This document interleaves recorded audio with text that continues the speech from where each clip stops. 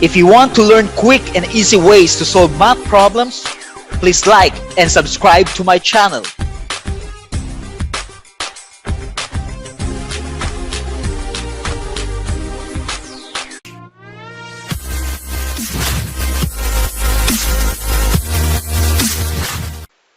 In this tutorial video, you will learn 3 easy ways to divide a fraction by another fraction.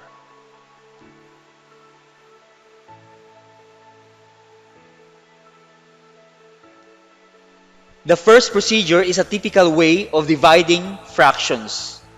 Let's divide 3/4 by 1/5.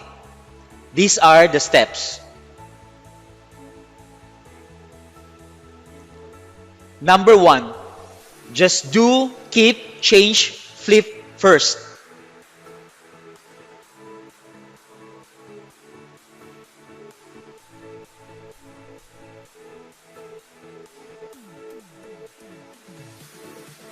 Keep the dividend.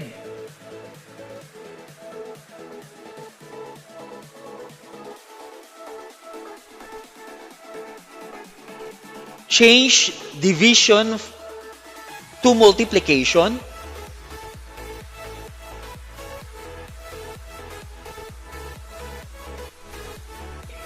Then flip the divisor.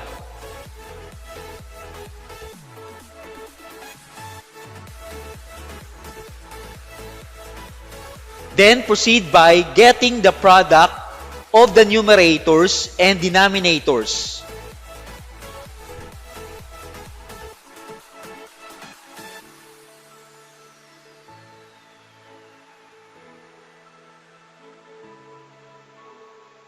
And number 3, simplify if possible.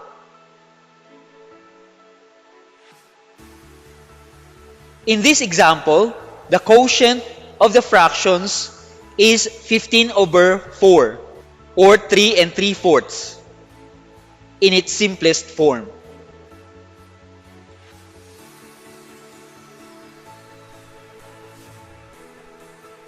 Now, let's divide using cross multiplication as our second procedure.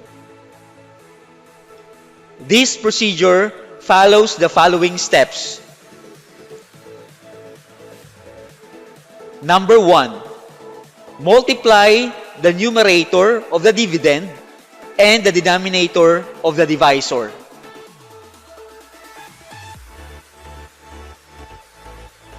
Number 2, multiply the denominator of the dividend and the numerator of the divisor.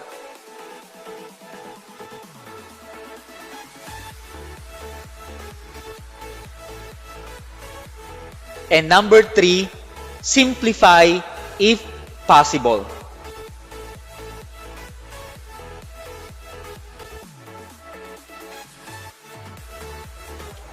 Using a model or a visual is our third procedure.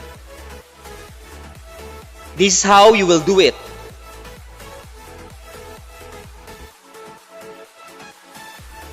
Create two 4x5 figures. 4x5 figure, since our denominators are 4 and 5.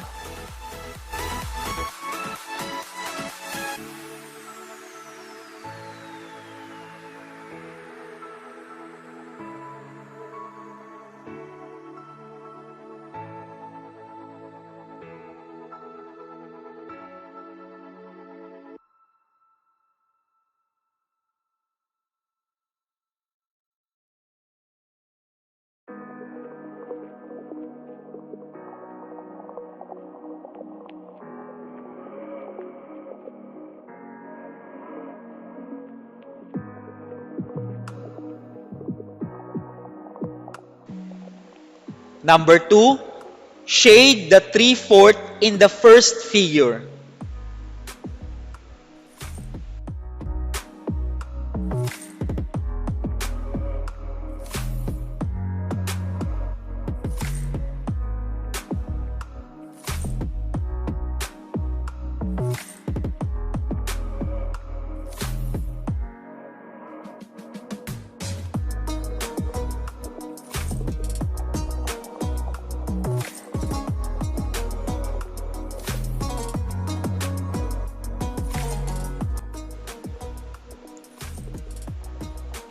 And number 3,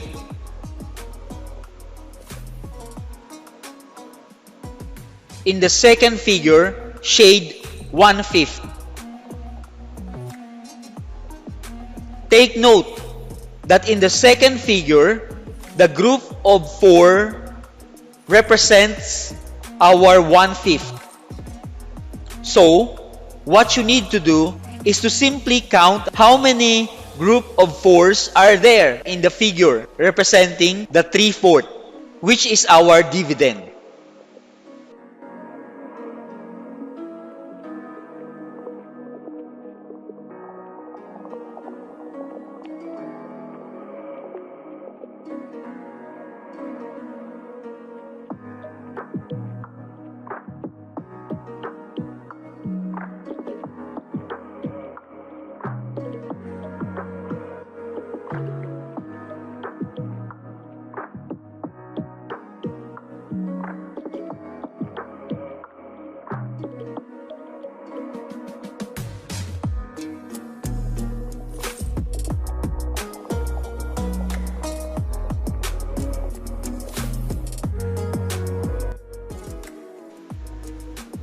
As you can see, there are 3 groups of 4s with an excess of 3 in our first figure. So it is written as 3 3/4.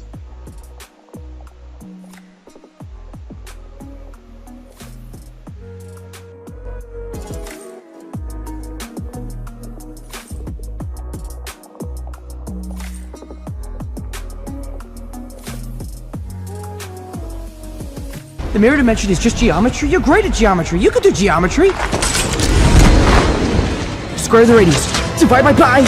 Plot points along the curve. It's over, Parker. I'll come pick you up when it's done. Hey, Strange. You know what's cooler than magic? Math. Don't do this. Let's have another example. 3/5 divided by 1/4. Let's use the different procedures. First procedure. These are the steps. Just do keep, change, flip first.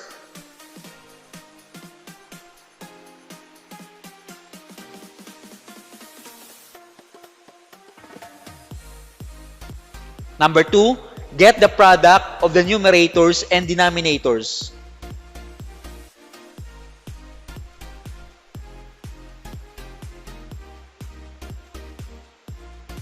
And number 3, simplify if possible.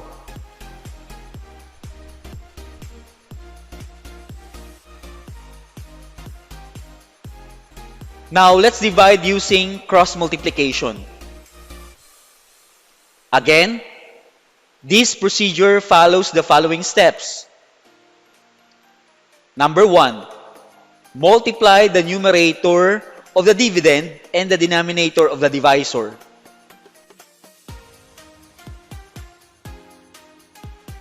Number 2, multiply the denominator of the dividend and the numerator of the divisor.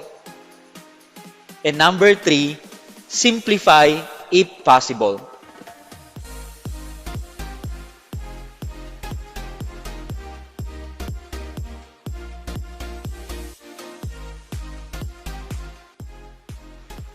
And for our third procedure, using a visual or a model.